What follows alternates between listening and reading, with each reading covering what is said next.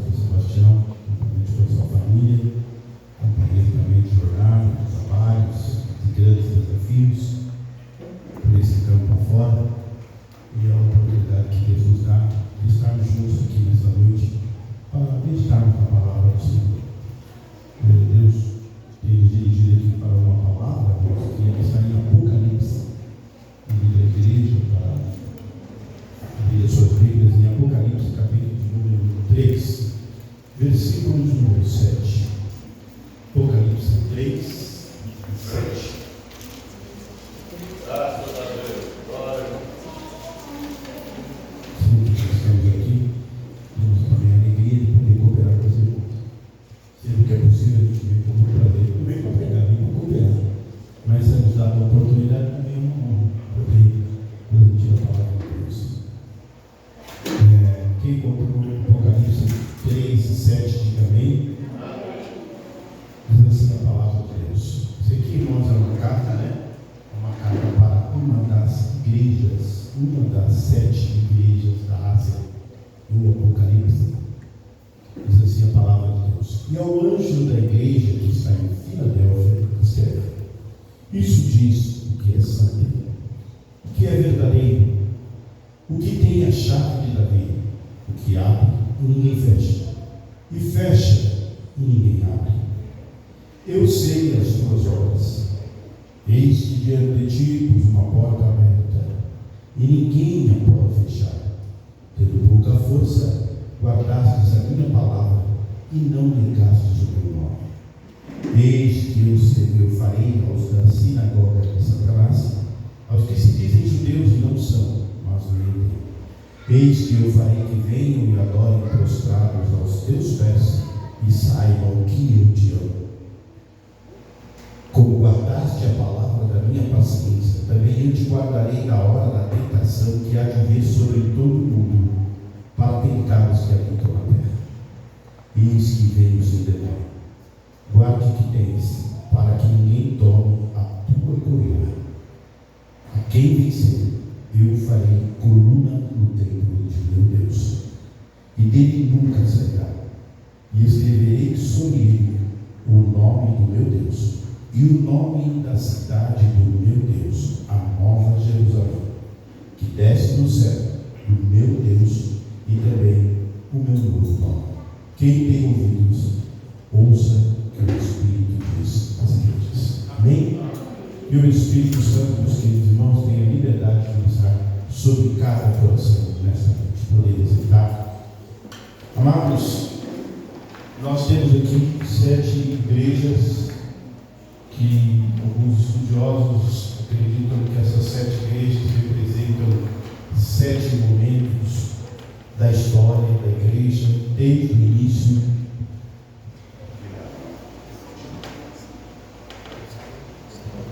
Desde o início. Mas aqueles que também, para cada igreja, ela simboliza uma época, um tempo da história. Mas também existe aqui, eu entendo dessa forma, assim eu entendo toda a palavra de Deus, irmãos, que ela é uma palavra viva, que ela é uma palavra viva, santa e poderosa, que ela é uma palavra eficaz, é uma palavra viva, e o Verbo se fez carne e habitou entre nós, próprio Senhor Jesus.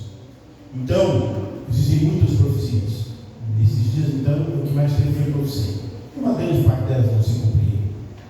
Mas essa profecia aqui, ela é fiel e verdadeira. Essa nunca vai falhar.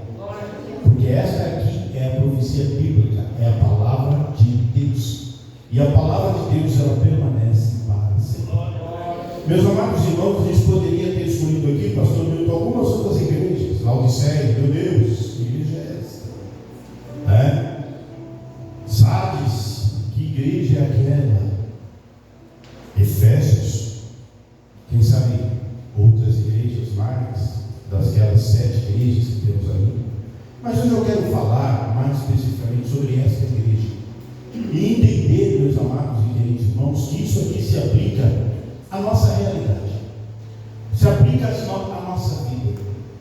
Eu estava até pensando, acho que se eu vivesse naquele tempo lá, pastor, eu acho que ia gostar de congregar nessa igreja. eu acho que me agradaria congregar nesta igreja. Porque tinha igrejas lá que se julgavam tão bons, tão poderosos, tão ricos, tão famosos, que Deus desclassificava eles. Vocês são pobres, cegos, miseráveis.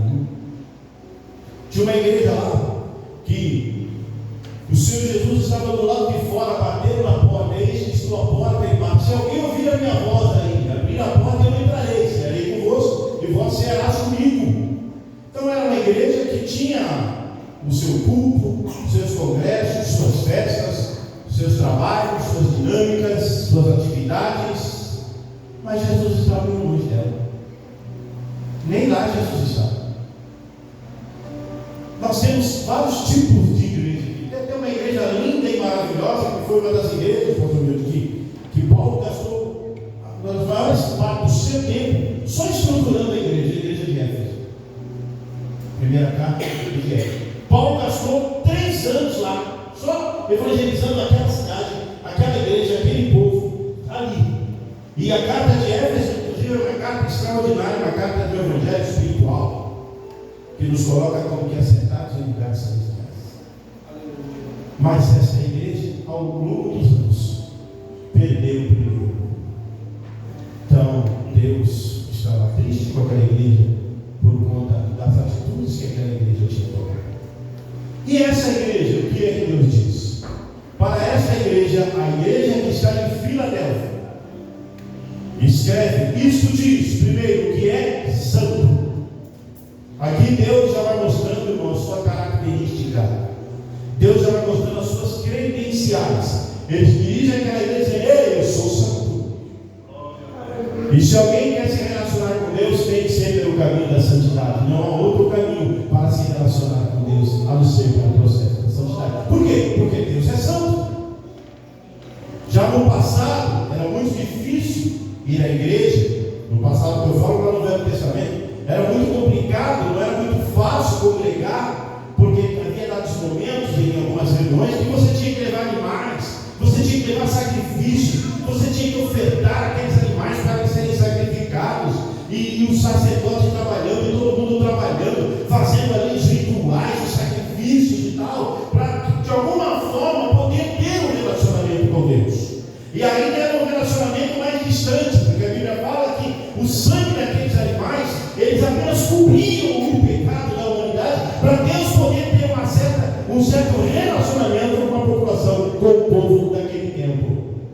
Mas graças a Deus, irmãos, que hoje nós temos o céu aberto para nós, porque Jesus Cristo fez o sacrifício uma vez só, e o sacrifício perfeito.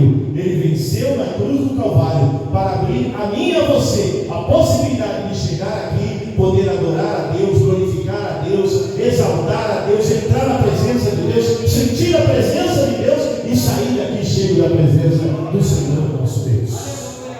Tudo isso é possível porque o Senhor já fez a obra perfeita. Mas ele diz aqui, se identifica como santo.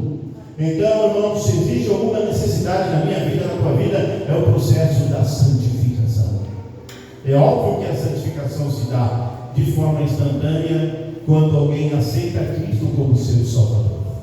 Se ao evangelizarmos aqui, alguém entregar a sua vida para Jesus e receber de todo o seu coração, o irmão pode ter certeza, imediatamente já estabeleceu ele o princípio da santificação. Ele já recebe a santificação. Mas se ele ainda viver mais alguns anos como nós estamos aqui ainda vivendo, o processo da santificação ele vai sendo gradativo, ele vai avançando dia a dia, e nós vamos sendo aperfeiçoados, aprendendo, errando, acertando, se humilhando, colocando diante de Deus, e o processo de santificação vai se dando na nossa vida como um processo gradativo, evolutivo, que não para. Amém, amados? Nós estamos no processo de santificação.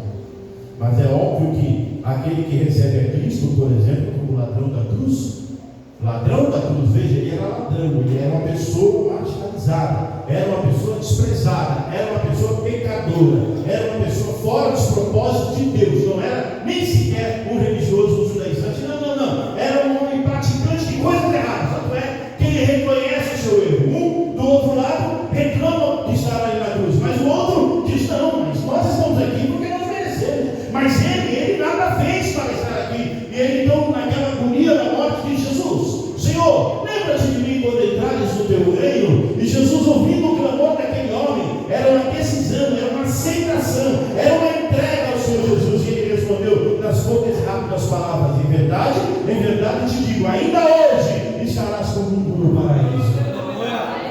Homem aceitou a Cristo, sendo um ladrão, mas a santificação já estabeleceu na vida dele instantaneamente.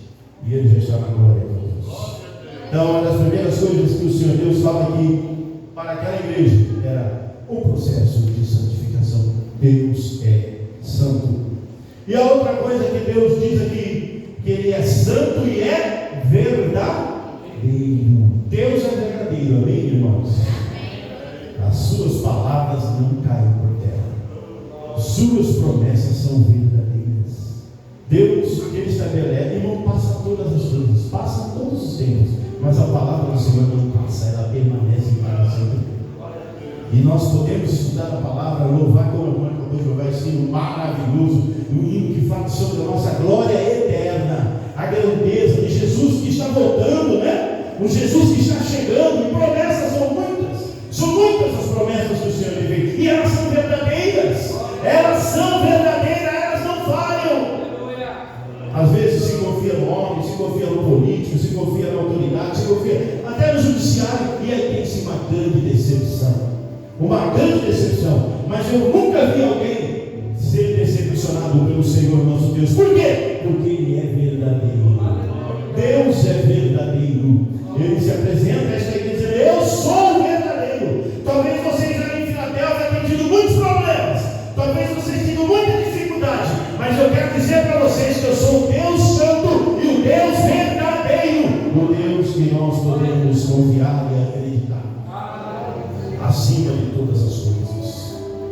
E Ele diz mais, depois de dizer que é santo, dizer que é verdadeiro, irmão, Ele diz mais uma coisa para aquela igreja. Ele diz para ela: olha,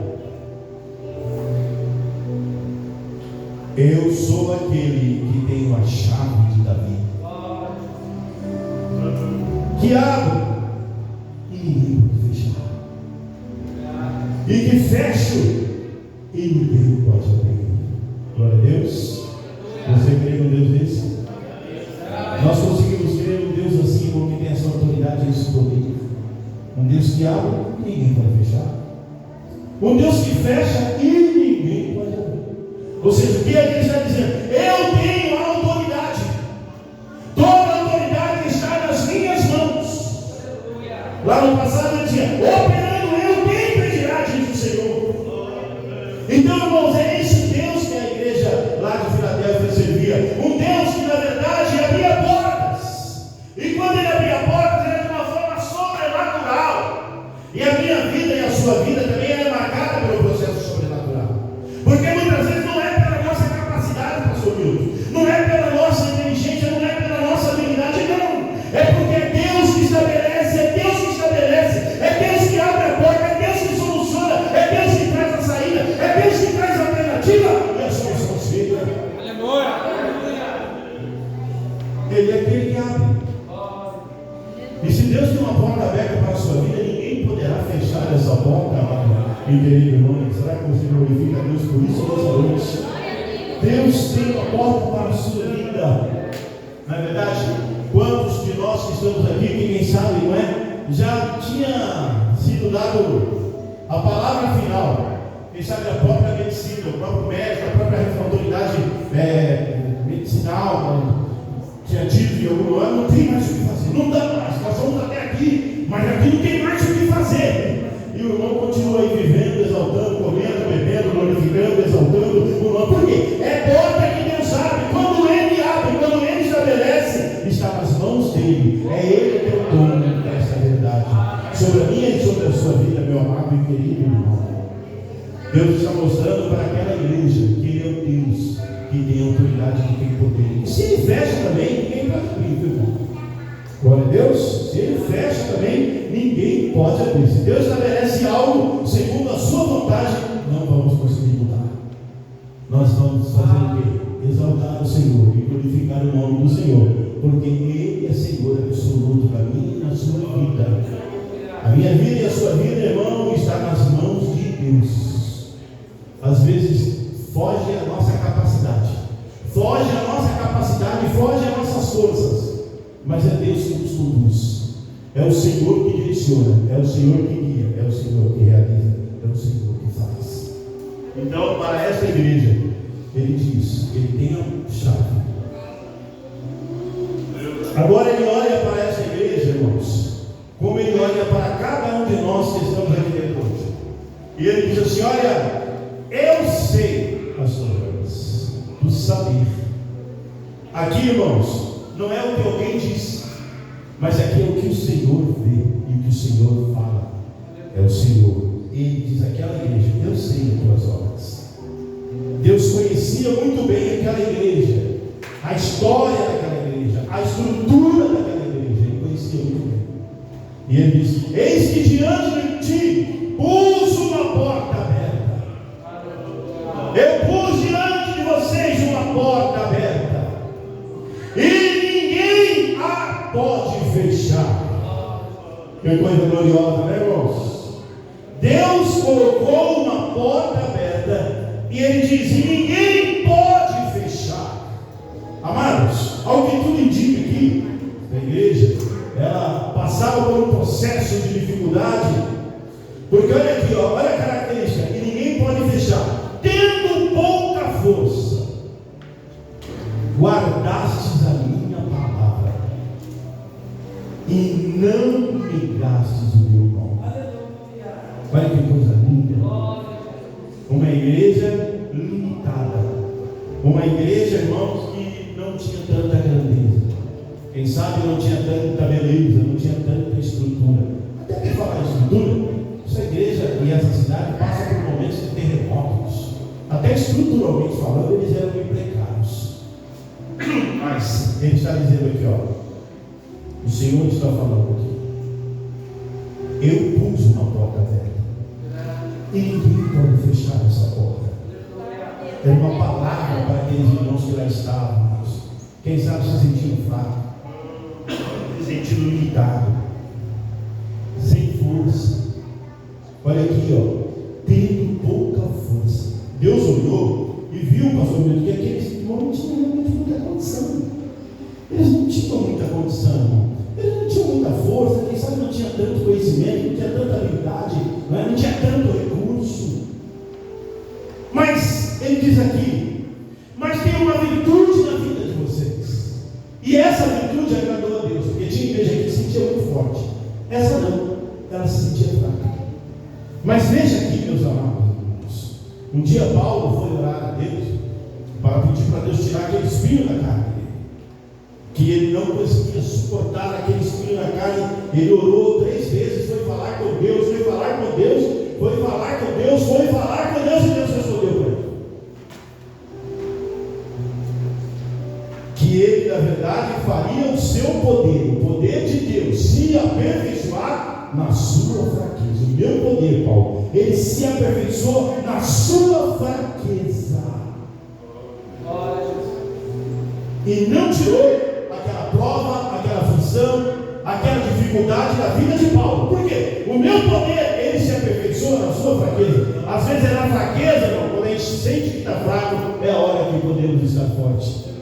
E é ruim quando o crente se sente muito forte, porque talvez ele esteja muito fraco, porque talvez o orgulho tenha tomado conta do coração dele, a soberba tenha tomado conta do coração dele, e ele se sente tanta coisa, se sente tão elevado, se sente tão inchado, que ele se esvazia totalmente de Deus. Mas às vezes, como essa igreja, uma igreja fraca, uma igreja sofredora, uma igreja que enfrentava dificuldades muito grandes, uma igreja que não encontrava força, só que tinha uma coisa: o nome do Senhor nós não negamos aqui. Jesus continua sendo o nosso Senhor, Jesus continua sendo o nosso Salvador, Jesus continua sendo o nosso Redentor. Nós não abrimos mão de Jesus Cristo, nós não abrimos mão de Jesus. Mas vocês são tão fracos, mas vocês não são grande coisa, mas vocês não prosperam, mas vocês não são ricos. Não importa, a gente pode ser pobre, a gente pode ser cheio de defeito, mas não abrimos mão do nome do Senhor Jesus. O nome do Senhor é maior nas nossas vidas.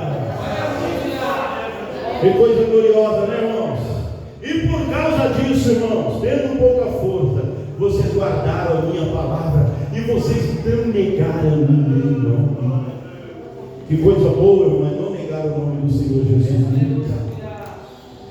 Existem 2 caminhos para o crente negar o nome do Senhor.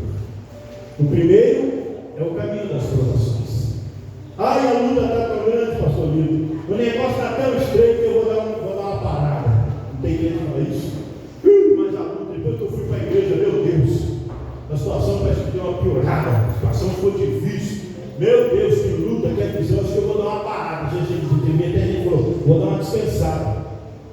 como se servir a Cristo fosse um piso.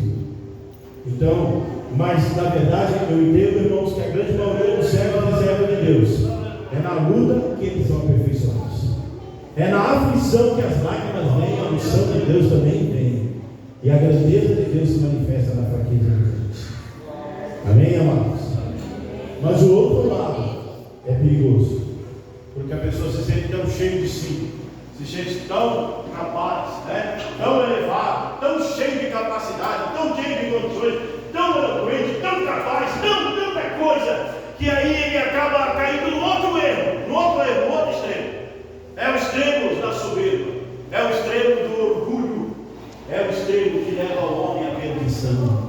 Porque muitos, né, que quando humildes, quando simples, quando dependentes de Deus, sempre foram aqueles que clamaram, aqueles que oraram, aqueles que jejuaram, aqueles que dependeram inteiramente do Senhor. Mas às vezes evoluiu na vida, cresceu na vida, avançou na vida, se tornou próspero e quase que nem vai mais à igreja, quase que não dá mais glória a Deus, quase que já não sente mais vontade de ir ao culto, né, irmão? No comecinho, não é verdade? Os irmãos são na região da rota, né? 3 quilômetros, 4 quilômetros, era pouco para andar, né, irmão? Para chegar no cultos, a gente ouve a história do povo aqui dos nomes. Era dias, horas e horas, né, pastor? Hoje às vezes tem carrão, tem tudo e não tem condição nem de ir para a igreja.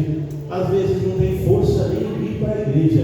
Como que em outras épocas, com tanta dificuldade, né, a gente ouve falar, não só aqui, em todo lugar, pastor, a gente ouve falar, é um fervor tremendo, é um derramamento de poder, né, meu irmão? É um derramamento de poder, o povo pobre, o povo simples, o povo de dificuldade, pedrada em cima da igreja e a glória de Deus acesa no meio da igreja, a unção de Deus sendo derramada, e o povo falando em línguas estranhas, e sendo batizado pelo Espírito Santo, e cheio do Espírito Santo, e cada dia mais quem entra na presença de Deus.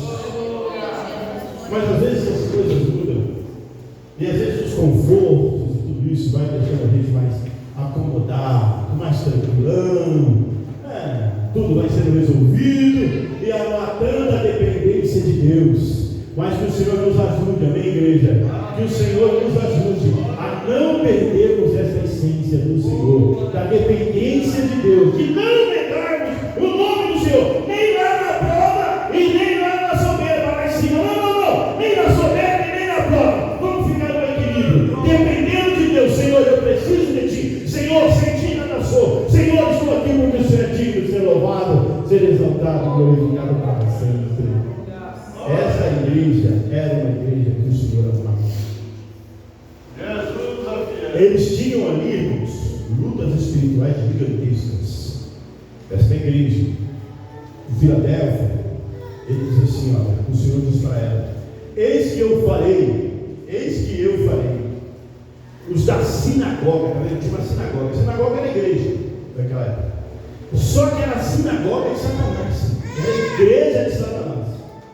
Irmãos, imaginem, irmão, como é que a coisa estava ruim para aquele lado. Eu farei aos que são, né, da sinagoga de Satanás, aos que dizem que são judeus, mas eles não são. Aqueles que se dizem religiosos, mas eles não são. Por que Deus está falando isso? Porque Deus conhece cada um. Ao olhar, o Senhor sabe quem é quem e quem não é. Aos olhos de Deus, nada se engana. Deus conhece cada um de nós, Deus.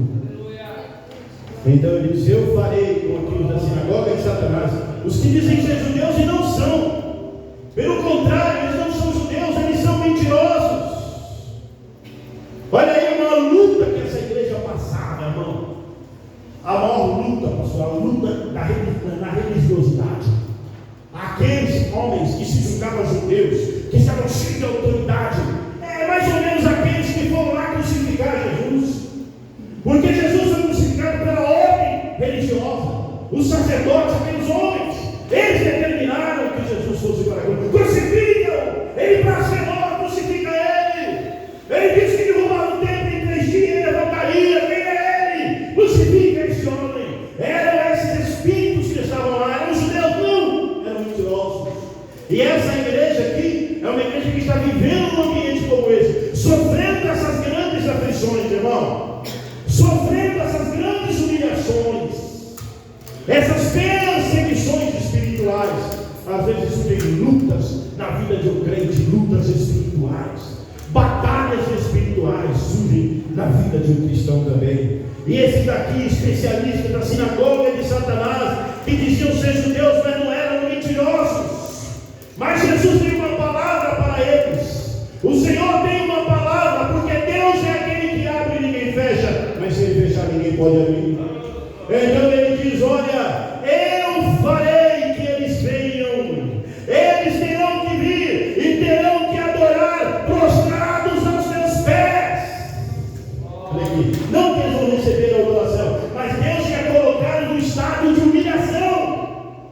Deus ia colocar aqueles falsos mentirosos em estado de humilhação. E Deus diz assim: eu farei isso, para que eles saibam que eu te amo. Que eu te amo. O Senhor te ama, irmão. Você ama Cristo, irmão? Você ama Cristo, irmão? O Senhor te ama. Igreja, o Senhor te ama. Deus tem amor por você. Por isso que muitas vezes essa palavra aqui hoje, ela pode ser aplicada como uma palavra também profética para a sua vida. Quem sabe o crente está aqui hoje e tem passado processos de humilhação, processos de dificuldade, processos, sabe, irmão? Mas Deus é fiel. Ele é fiel. Ele é poderoso para exaltar o que foi humilhado, mas Ele também é poderoso para humilhar aquele que foi exaltado, aquele que se exaltou. Eu farei com que eles venham e adorem, prostrados aos seus pés. E é apenas para que eles saibam que eu te amo. Amém, irmão? Para que eles saibam que eu te amo. Aleluia. Olha aqui, irmãos, versículo 10. Como guardaste a palavra da minha paciência. Irmão, é assim, irmãos. É desse jeito que o Senhor trabalha. Ó. Como guardastes a palavra da minha paciência. Os irmãos estão guardando a palavra de Deus aqui no coração, irmãos? Estão guardando, irmãos? Como guardaste a palavra da minha paciência, também eu te guardarei na hora da tentação que há de vir sobre todo mundo, para tentar os que habitam na terra. Então haveria, dentro da visão de Cristo aqui para esta igreja, haveria um momento de grande tentação, de grande provação, que viria sobre toda a terra. Obviamente, meus amados e queridos irmãos, que também se aplica a nossa realidade, não é verdade? Porque nós estamos aguardando que esse mundo ficar mais rico, será? Qual será o alvo maior de cada um de nós aqui? Se não for a eternidade. Se não for a eternidade. Na verdade, hoje muitas coisas mudaram. Hoje muitas coisas mudaram. Mas o alvo maior da igreja de Cristo é a eternidade. O alvo maior que deveria ou que deve ser meu e teu aqui hoje, irmão, é o arrebatamento da igreja, sim ou não? Sim ou não? O arrebatamento da igreja, é isso, pastor? Isso é o que nos faz estar aqui. Por que a gente é crente? Para ser próximo? Glória a Deus, eu nem por isso, mas nada de errado nisso. Mas a prioridade da igreja é o aspecto espiritual. Porque o arrebatamento da igreja pode se dar a qualquer momento, não é? Ou quem sabe, alguém pode ser promovido muito rapidamente para se encontrar com o Senhor.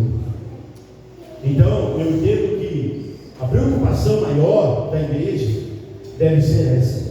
Por isso que ele fala aqui de um estado de tentação, de provação, de perseguição que poderá acontecer no mundo. E por que não? Irmãos, hoje nós estamos aqui servindo a Deus, mas existem muitos lugares que essa palavra aqui, ela está se aplicando literalmente na vida de pessoas, crentes.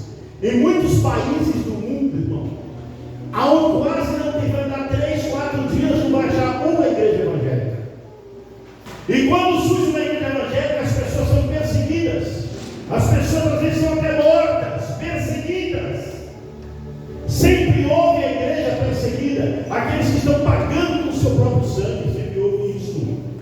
Há lugares do mundo terrível, irmão, com grandes perseguição. Então, a gente lê essa palavra, meu Deus, mas que perseguição é essa? Será que isso tem a ver com a gente? Tem a ver com a igreja de Cristo que está sobre a terra, em lugares em que ela é perseguida, massacrada e muitas vezes mortas. De vez em quando chegam alguns vídeos, de vez em quando alguém consegue filmar algumas cenas de que as pessoas, por serem crentes, incendiam as suas casas, tocam fogo nos seu corpo. Hoje, nos dias em que nós estamos vivendo, ainda tem muita perseguição, mas não tem problema. Ainda que o crente tome aqui, ele se levanta lá na eternidade para viver eternamente com o Senhor Jesus Cristo. E a igreja que mais cresceu na face da terra não foi a igreja do conforto, mas foi a igreja da prova, foi a igreja da dificuldade, foi a igreja dos primeiros séculos. Era a igreja que mais crescia e era a igreja onde se mais perseguia crente. Perseguia essa igreja terrivelmente, destruíam crentes terrivelmente, irmão. Mas matava um, nascia 10, matava 10, nascia 1000. Até que chegou lá para o 300 e o rei falou: chega, foi o rei, né? Espírito do mal que disse: olha, para de perseguir, chega, não dá mais para matar crente. Isso não resolve. Quanto mais se persegue, mais eles crescem. Vamos ser amigos deles, vamos para dentro da igreja, vamos congregar com eles. E aí veio todo o Império Romano, todas as suas práticas e todas as suas situações difíceis, seus pecados, e se declararam cristãos. A partir dali não houve mais perseguição da igreja, mas também não houve mais crescimento da igreja. E a igreja, na sua grande maioria, ela perdeu as suas características. Aí que surgiu o que hoje nós conhecemos como Igreja Católica Apostólica Romana.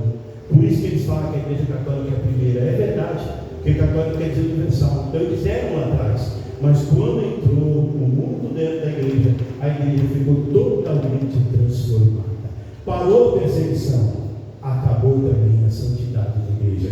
Então, às vezes é melhor estar na luta, bem queridos, mas estar cheio do Espírito Santo. Estar na luta, mas ter comunhão com Deus. Estar na luta, mas saber que o nome está escrito no livro da vida. Estar na luta, mas saber que é crente. Porque também não adianta estarmos na igreja e não temos essa certeza, não é verdade? Não, essa igreja era uma igreja sofredora, mas era uma igreja que queria salvo.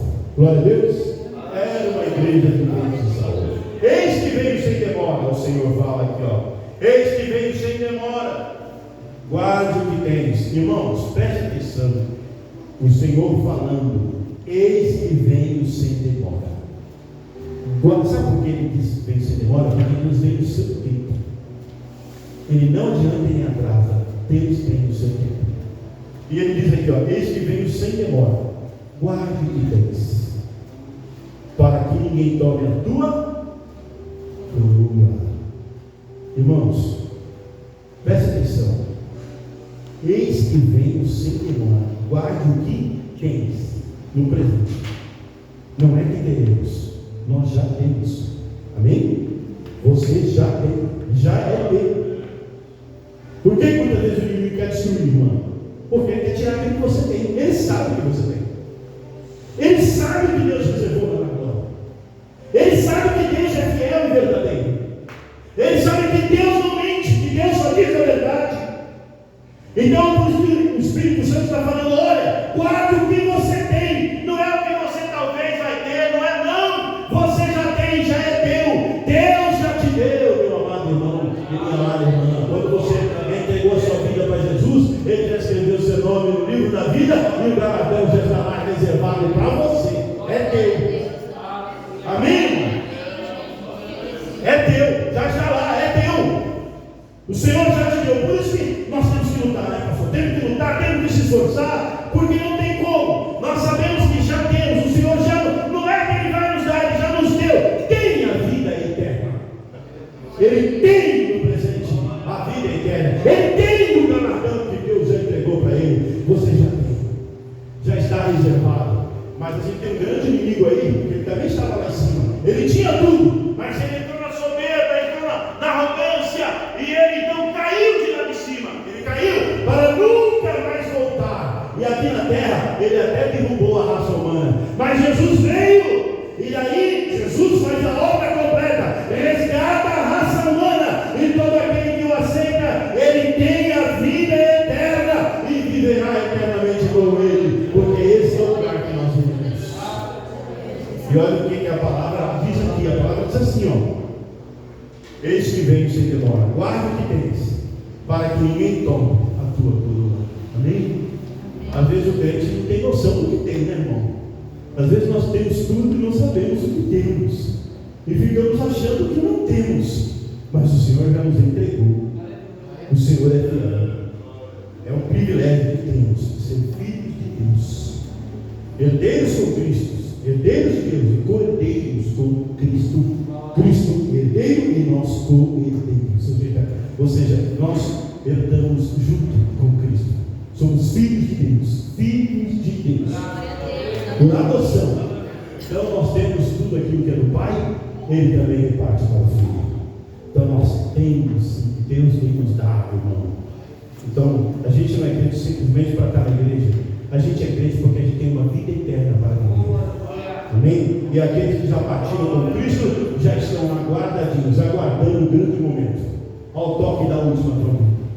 Aqueles que morreram em Cristo ressuscitaram primeiro. Depois nós, servos vivos, seremos transformados para encontrar com o Senhor nos ares, e aí estaremos para sempre com o Senhor. Eternidade. Eternidade. Ao que vencer. Por que ele diz? Porque há desafios, né, irmãos? Seria bom, né, pastor, que todos aqueles que aceitaram a Cristo um dia estivessem na presença de Deus, mas não estão. Tem lugares por aí que você tem mais desviado do que crente. Você tem mais pessoas que já foram crentes do que pessoas que estão servindo a Deus. Então, por isso que aqui a palavra diz: a quem vencer. Está vendo, irmão? Sabe por quê, irmãos? Porque depende de mim, depende de você.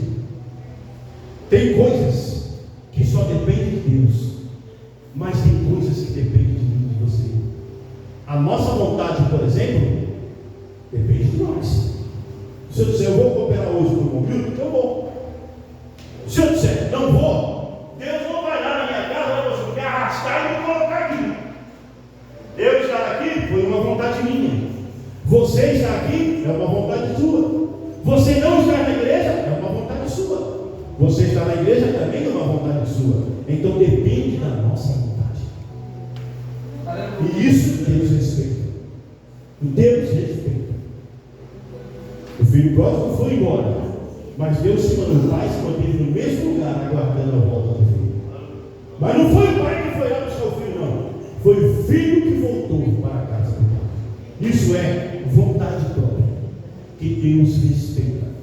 As pessoas, não, mas será que depende de você? Mas como que é? Aceita Cristo, recebe a Cristo, vai para os pés de Cristo, e você vai ver Cristo fazer a obra na sua vida. Depende do homem, depende da mulher. O Senhor não invade a vida de ninguém. O Senhor não invade a vontade de ninguém. Deus toca no coração, Deus fala, Deus mostra, Deus dirige, não é verdade? Mas é o homem que deve tomar a decisão. A decisão parte de cada um de nós. Amém? Por isso ele diz: a quem vencer? O que o Senhor falar? Eu farei coluna no templo de meu Deus.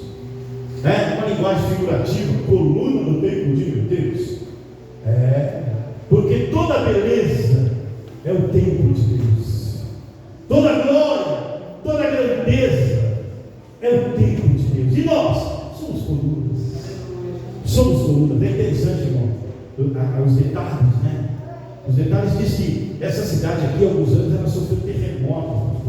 Caía tudo ali nessa região. Até hoje, na região da Turquia. Isso aqui fica na Turquia. Até hoje tem ruínas. Lugar que tem muito terremoto. A gente tem até hoje aí uma região de muitos terremotos. Então eles construíam, edificavam, daqui a pouco vinha um terremoto e derrubava tudo. E os irmãos que viram a chuva que caiu aqui nos domos essa semana sabem como que é lidar com a natureza. Não te resta nada a fazer, a não esperar e ver a consequência até onde isso vai. Você não tem muito o que fazer. Com o terremoto é a mesma coisa, não tem o que fazer. Tem que esperar e depois ver o resultado que isso deu. Então nessa cidade, eles tinham esses momentos de terremotos, momentos difíceis, que trariam grandes consequências e prejuízos para aquele povo. Mas mesmo nessas aflições, Deus era com eles. Deus não desamparava eles, irmãos.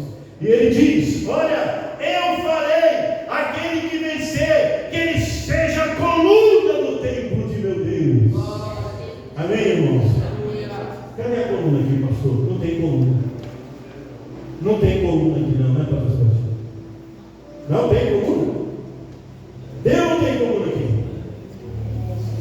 Se não tivesse coluna, irmão, você pode ter certeza que essa essa estrutura que já tinha, o primeiro vento já tinha caído, né? Por menor que seja uma construção, só que a coluna, irmão, ela está aí, mas você não vê. Não dá para ver a coluna, talvez tenha uma ali, talvez tenha uma ali, com certeza lá no canto tem, lá no... com certeza tem colunas aqui espalhadas. Mas alguém está vendo a coluna? Porque algumas até aparecem, né? Mas no geral não tem um salão, ele tem as colunas de estruturação dessa obra, mas você não está vendo. Mas você está vendo a beleza da casa de Deus. É assim, irmão, lá no céu não vai ser a sua beleza, não vai ser a minha beleza, mas vai ser a beleza da glória do Senhor. Nós somos apenas colunas que estaremos lá, dando uma sustentação para essa glória perfeita do Senhor e nosso Deus. E de lá você nunca sairá. E eu escreverei sobre ele o nome de meu Deus, e o nome da cidade de meu Deus, a nova Jerusalém. Amém, irmão? Nessa aqui não tem derrota, irmão.